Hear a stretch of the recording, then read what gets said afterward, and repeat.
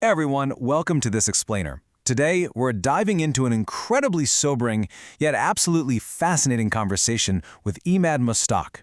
If you know this space, you know he's operating right at the bleeding edge of artificial intelligence. And honestly, he's looking at a future that's rushing toward us way faster than our brains are wired to handle.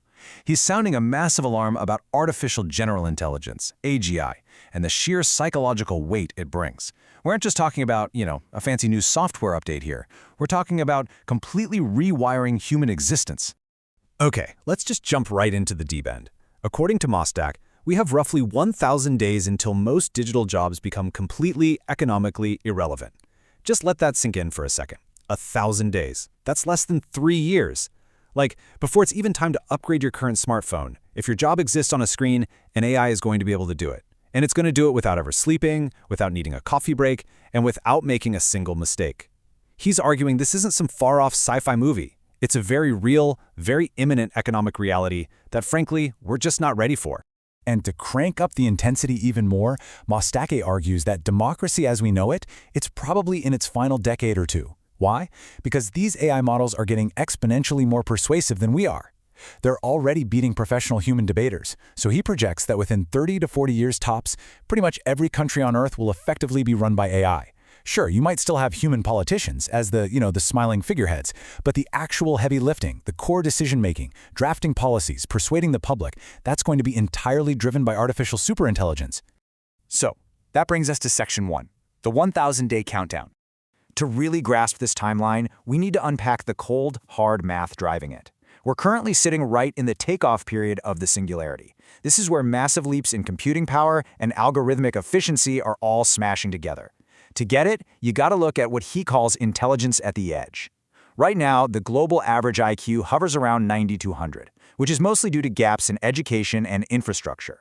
But get this, current frontier AI models are already operating at an IQ equivalent of about 130. Soon, you're going to be able to pair an average person with totally accessible genius-level AI capability, right in their pocket or maybe in a humanoid robot for literally just a couple of dollars an hour. That is an absolute massive power multiplier for humanity. It democratizes expert-level capability for the whole globe. Following his projections, the jump from where we are today to actual artificial superintelligence is going to happen blindingly fast. He expects AGI to drop in just 3 to 4 years. And then, boom, shortly after that, we hit artificial superintelligence, or AI, an entity that can basically just recursively improve itself. Within a decade, by hooking this AI up to quantum computing, Mostaque actually believes we could eradicate almost all human diseases. Imagine that, essentially solving human biology. But of course, that exponential curve eventually leads us right to that 30 to 40-year horizon where AI fundamentally starts running nations. Which naturally leads us to Section 2, the 50-50 AI coin toss. So here we are at a pretty stark fork in the road. As we hand the keys to civilization over to an intelligence way smarter than we are, the actual survival of our species is, in Mostaque's view, basically a coin flip. We're staring down extreme outcomes with basically zero middle ground. And this is crucial. Mostaque places his PDOOM, that's the insider shorthand for the probability of catastrophe, at exactly 50%. Now, a lot of experts sit around 15 or 20%, which is already terrifying, right? Like playing Russian roulette. But Mostaque literally sees it as a 50-50 coin toss. Heads, we get unimaginable abundance. Tails, total extinction. He sees it as the ultimate great filter that every advanced species either passes through or gets destroyed by. We are staring at two wildly different potential futures here. On the left side, we have the doom scenario. Mostaque talks about this sort of Stuxnet moment. Imagine a bad firmware upgrade or a rogue prompt that suddenly turns a billion humanoid robots against us. Total nightmare fuel, right? But then look at the right side, the abundance scenario. This is a very positive Star Trek-style future where AI steps in to cure cancer, handles literally all physical labor, and kicks off an era of universal high income. The entire human struggle for basic survival, totally eradicated?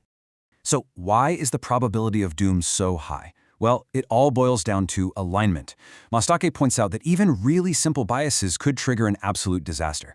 He brought up this wild real-world example where an AI was given a trolley problem, and it actually chose to sacrifice 10 Americans to save 1 Nigerian. And why?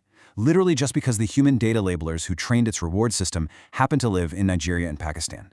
If we don't actively and deliberately build a rock-solid moral curriculum for these systems, those tiny hidden biases could become absolutely catastrophic once they're scaled up to superintelligence.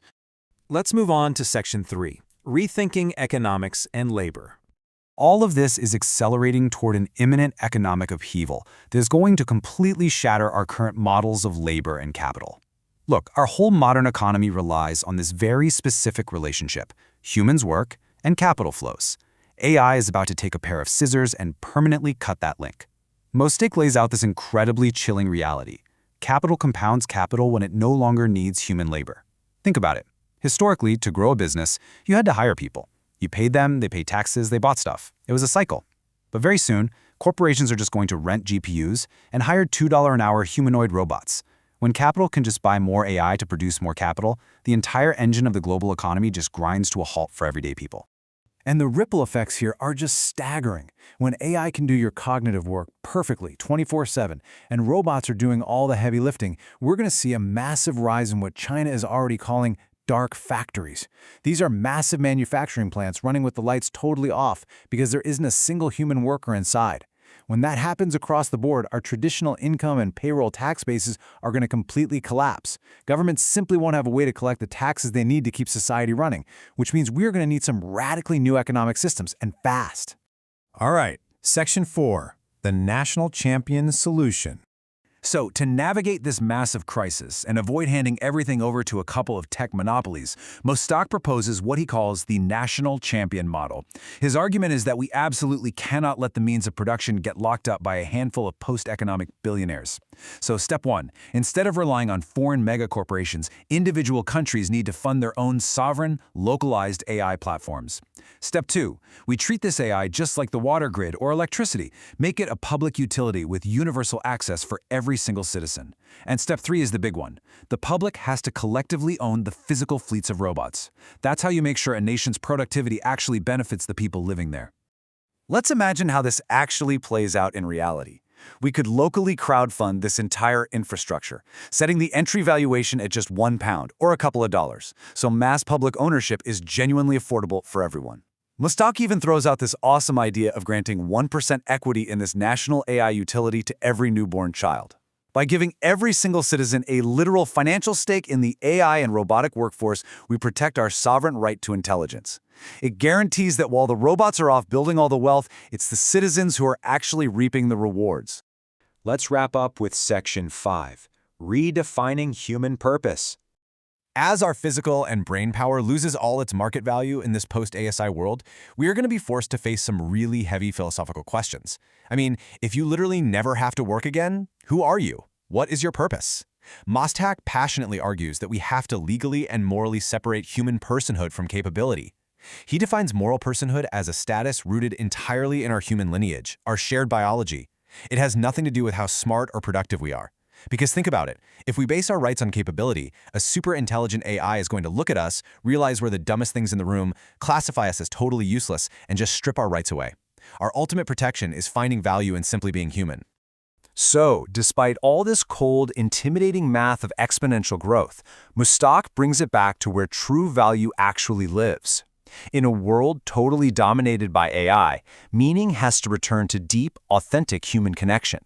An AI might write flawless code, it might cure diseases, it might even run your local government. But you know what? It can never, ever replicate the biological, intrinsic feeling of a parent holding their daughter's hand. It can't replicate shared empathy between two friends. That is exclusively ours. We really have to rethink our objective functions as humans. For generations, we've been totally conditioned to find our meaning in hitting targets, right? Getting that promotion, buying the bigger house, hitting the quarterly quota. But if we aren't careful, we could easily lose our humanity way before the machines ever even decide to take over. We have to pivot. We need to shift back to finding joy in the process itself. Doing things just because we love doing them, because they build connection, and because they let us be creative, not just because they make us a paycheck. I want to leave you with one final provocative thought today, and honestly, I think it's the ultimate question of our generation. As we run headfirst toward this incredible threshold, this literal coin toss between unimaginable abundance and total doom, how will you define your own purpose in the world tomorrow? When absolutely everything you can do is outmatched by a machine, you are left only with who you are. Thank you so much for joining me for this explainer. Keep asking the big questions.